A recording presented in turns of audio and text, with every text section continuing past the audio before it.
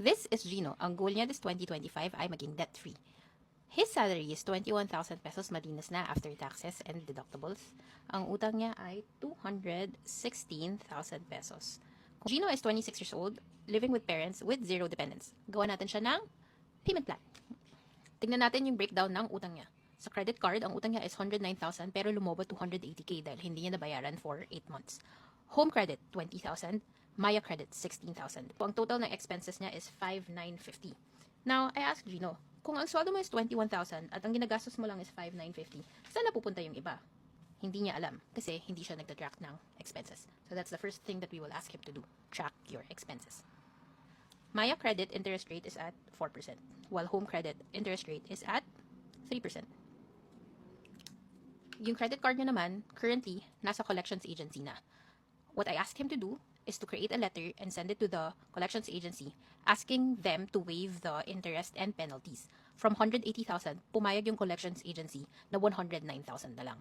Next, we will create a payment plan that we will propose to the collections agency. But it is highly dependent on how we will resolve the home credit debt and the Maya credit. Next that I asked him to do is to let go of the subscription. Mabubuhay naman siya na walang premium Spotify. So itong 1,2 mababawas sa 5,950 at madadagdag sa 15k niya. So this will be 16,250. What I recommended him to do is to allocate the 16,000 pesos pambayad utang para ma-meet natin yung timeline niya.